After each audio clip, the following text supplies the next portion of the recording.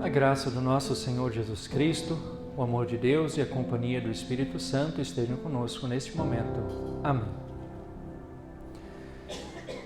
De acordo com relatórios da ONU, Organização das Nações Unidas, relatórios publicados em julho deste ano, atualmente no Brasil, 21 milhões de pessoas não têm o que comer todos os dias. A nível mundial, esse número, obviamente, é bem superior. São cerca de 735 milhões de pessoas passando fome. São números alarmantes que nos deixam perplexos, chocados. Será que nós aqui, Congregação Filadélfia de Bela Aurora, poderíamos prover alimento para todas essas pessoas, mesmo que fosse para uma refeição, pelo menos? Óbvio que não. Impossível. É muita gente. Foi diante de uma situação semelhante a essa que se encontraram os discípulos de Jesus, quando Jesus pediu que eles alimentassem toda aquela multidão que estava reunida por causa dele. Obviamente não foram milhões. O texto bíblico diz que foram 5.000 homens, além de mulheres e crianças.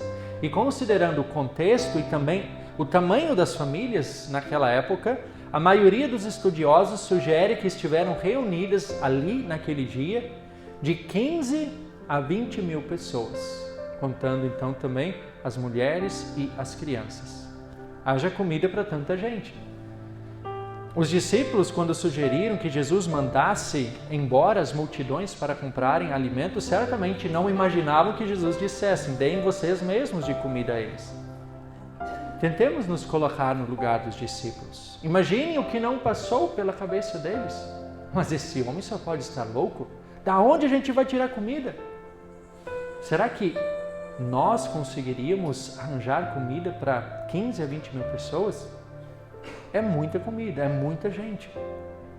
Certamente os discípulos estranharam a resposta, afinal eles mal tinham alimento para eles mesmos. Eles eram 12 discípulos, eles tinham 5 pães, 2 peixes. Isso mal dava para eles, nem era uma refeição completa para eles mesmos. E aí Jesus pede que eles alimentem toda aquela multidão. Mas eles levam o pouco que eles tinham a Jesus. E assim o milagre acontece. Daquela pequena porção de alimento, daqueles 2 peixes e 5 pães, mais de 15 mil pessoas têm sua fome saciada.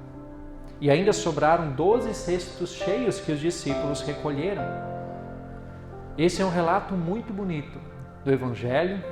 Tanto é que ele está registrado nos 4 evangelhos. Alguns milagres são registrados apenas por 1 ou por 2 evangelistas, mas esse milagre aparece nos 4 evangelhos. O que chama mais atenção nesse texto é a compaixão de Jesus. Lá no versículo 14 diz: ao desembarcar, Jesus viu uma grande multidão, compadeceu-se dela e curou os seus enfermos. Compaixão não é somente sentir pena. Compaixão é fazer algo pela situação em que a outra pessoa se encontra. A origem da palavra compaixão vem do latim. É a junção de 2 palavras, a palavra cum e a palavra passio. A palavra com e a palavra paixão. E é preciso destacar que paixão, em sua origem, não tem esse significado que nós entendemos hoje, por paixão. Em sua origem, a palavra paixão está relacionada ao sofrimento. E nesse sentido, compaixão é perceber o sofrimento do outro e fazer algo para mudar aquela situação. É sofrer junto com alguém que sofre. É agir em favor da pessoa que sofre. E é exatamente isso que Jesus faz em nosso texto. Ele percebe o sofrimento daquelas pessoas e faz algo. Ele cura os seus enfermos, diz o texto bíblico. E não apenas cura os enfermos, como depois também alimenta toda aquela multidão. É importante observar que Jesus tem essa atitude compassiva logo após receber a notícia da morte de João Batista, que havia sido decapitado por Herodes. O relato imediatamente anterior a esse milagre é justamente esse. Quando então Herodes manda matar a João Batista. E um pouquinho antes, Jesus havia recebido essa notícia. E o texto nos diz, né, Jesus era amigo de João Batista, inclusive era primo, e certamente ele ficou muito triste com aquela morte cruel e injusta do seu amigo. E o texto nos diz que logo após receber a notícia, Jesus ele se retirou para um lugar deserto. Jesus certamente queria ficar sozinho, queria ter aquele seu momento de luto, seu momento de dor. Mas quando as multidões descobriram onde Jesus estava, eles foram todos atrás dele. Aí eu fico pensando, qual não seria a nossa reação se tivéssemos acabado de perder um ente querido e de repente um montão de pessoas vêm nos atormentar?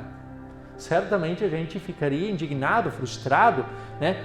Nós não nos conformaríamos e mandaríamos todo mundo embora, botaríamos para correr, certamente. Porém, Jesus não tem essa atitude. Jesus, ele acolhe aquelas pessoas. Jesus, ele tem uma atitude de compaixão, mesmo em meio à dor, mesmo em meio ao luto pela perda do seu grande amigo, ele recebe aquela multidão e sacia as necessidades deles. E esse detalhe, ele nos traz uma lição importante. O sofrimento torna as pessoas mais humanas. O pastor Timothy Keller, no seu livro Caminhando com Deus em Meio à Dor e ao Sofrimento, ele trabalha bastante esse aspecto. Eu já mencionei esse livro aqui em diversos momentos também, em outras mensagens. Quando tudo vai bem, quando tudo está do jeito que a gente quer e do jeito que a gente gostaria, a nossa tendência é acharmos que somos autossuficientes, que não precisamos dos outros, que não precisamos de Deus e, consequentemente, também a nossa conclusão óbvia pode ser, já que eu não preciso de ninguém, por que os outros vão precisar de mim? Mas quando a gente começa a passar por dificuldades, por situações, né, de aperto, de adversidade, nós percebemos que não somos autossuficientes, que precisamos dos outros, que somos dependentes de Deus e de outras pessoas. E com isso a gente também passa a entender que assim como nós precisamos dos outros, os outros também podem precisar da gente. É assim que o sofrimento nos torna mais humanos, mais sensíveis às necessidades dos outros, nos leva a ter compaixão uns dos outros. É claro que Jesus, ele não precisava sofrer para sentir compaixão. Afinal, ele é Deus e perfeito ser humano. Sentir compaixão está em sua essência. E ele certamente é muito mais humano do que qualquer ser humano sobre a face da terra. Nesse sentido, só que ele sim, Jesus. Só que nós precisamos lembrar que nós não somos Deus e muito menos perfeitos. E nesse sentido, justamente, o sofrimento muitas vezes quebra o nosso orgulho. Nos faz perceber que somos limitados e dependentes. Nos torna assim mais amorosos, mais sensíveis, mais compassivos e mais acolhedores uns com os outros. É isso que Jesus quer de nós como seus discípulos. Ele quer que sejamos também compassivos, amorosos, acolhedores assim como Ele é. É óbvio que ninguém de nós será igual a Ele, mas que sigamos o seu exemplo motivados pela fé nele. Essa foi a lição que Jesus deixou aos seus discípulos naquele dia. Os discípulos, eles até demonstraram compaixão quando eles perceberam que aquelas pessoas deviam estar com fome. E aí, só que a sugestão deles foi, mande eles embora para que comprem comida. E aí Jesus surpreendeu, alimentem vocês, deem de comida a eles. Como se eles mal tinham o suficiente para eles.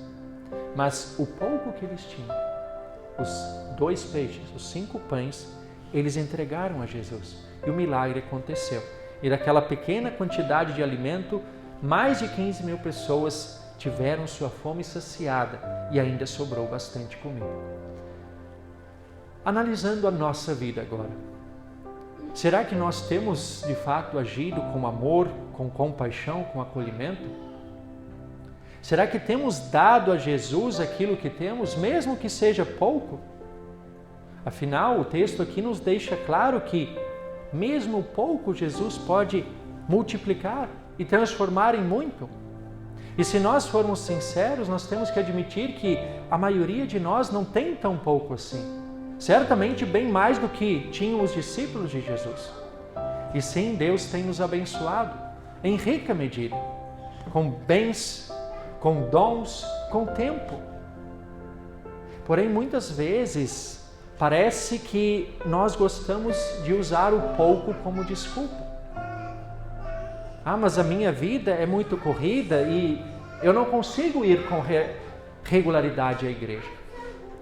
Eu posso até participar dos cultos, mas eu não tenho muito tempo disponível para, por exemplo, me envolver em outras atividades ou assumir um cargo de liderança.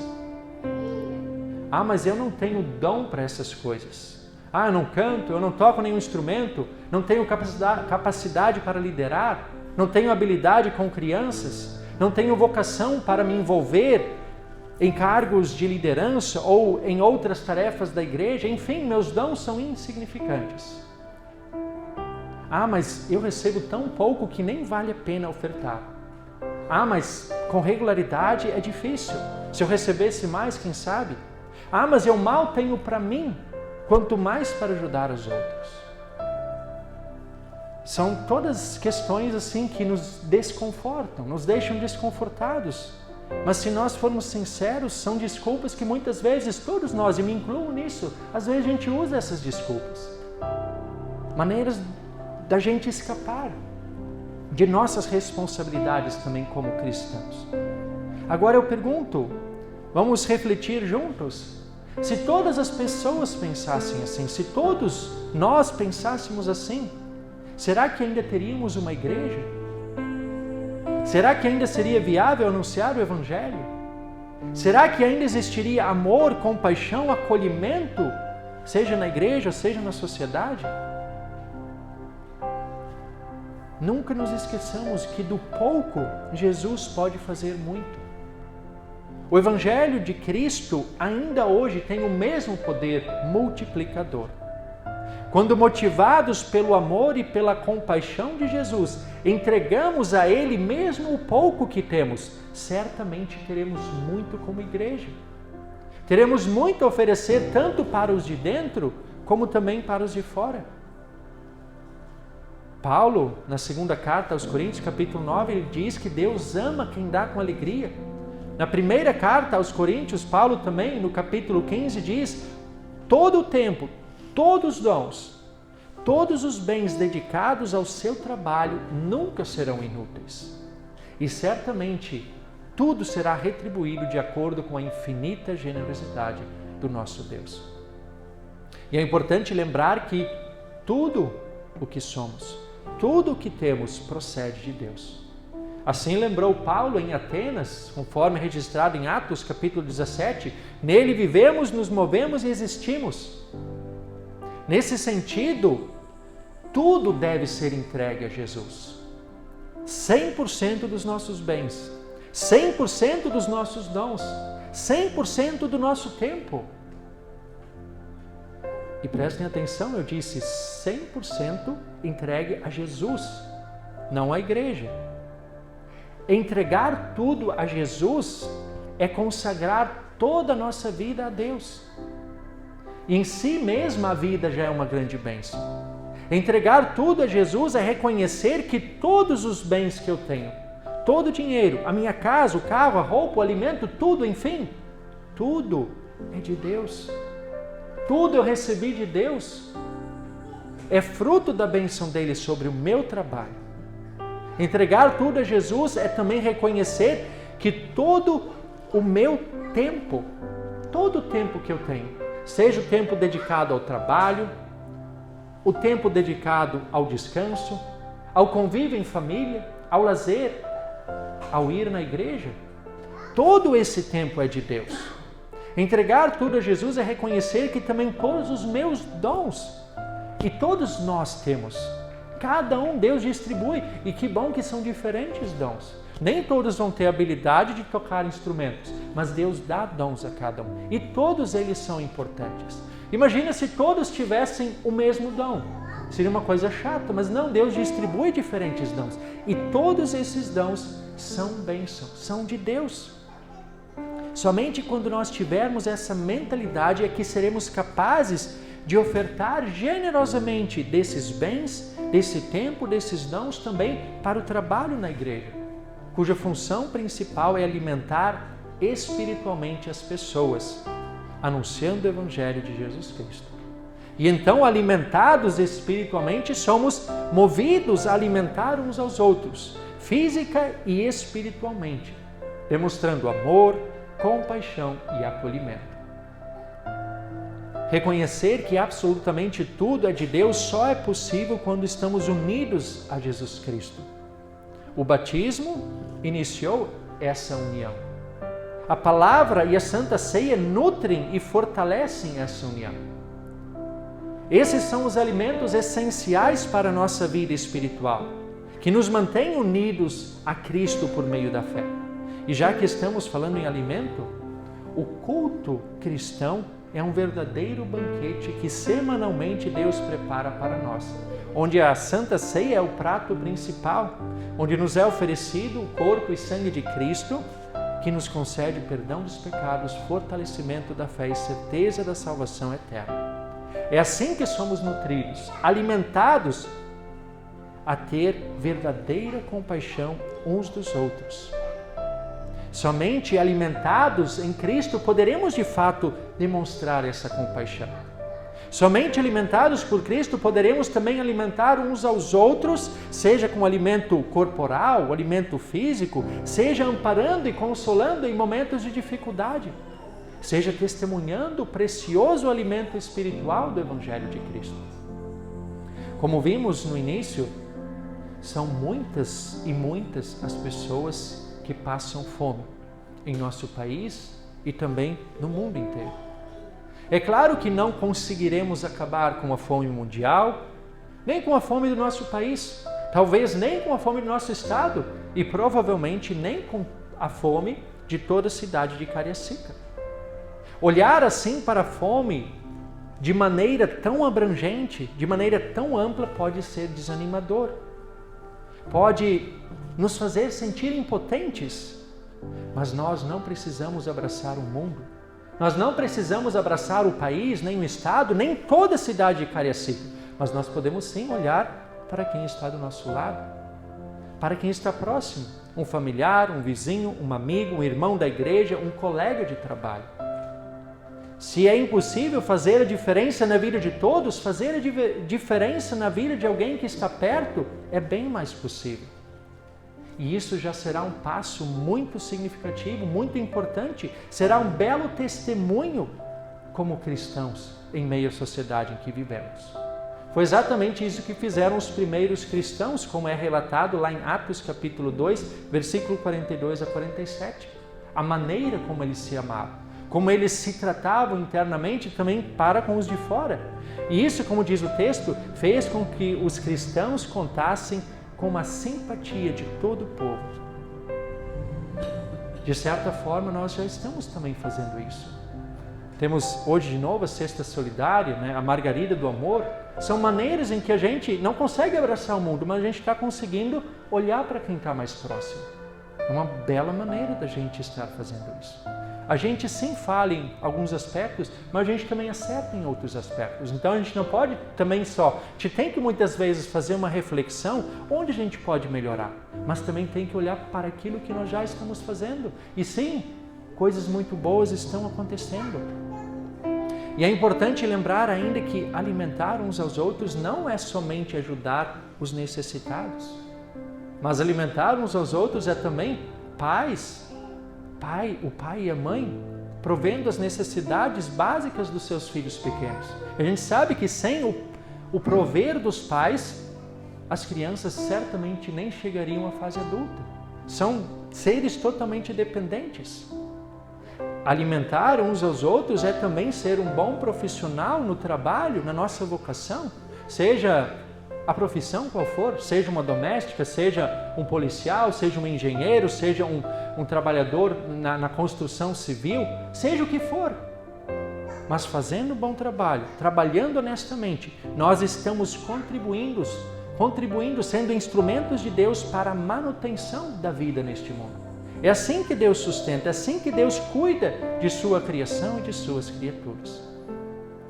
Alimentar uns aos outros é também testemunhar a nossa fé em Jesus Cristo, seja por palavras, seja por ações. E como nós vimos, somente alimentados pelo próprio Cristo é que teremos verdadeiras condições de alimentar uns aos outros. Por isso, jamais deixemos de buscar esse tão precioso alimento espiritual. Amém.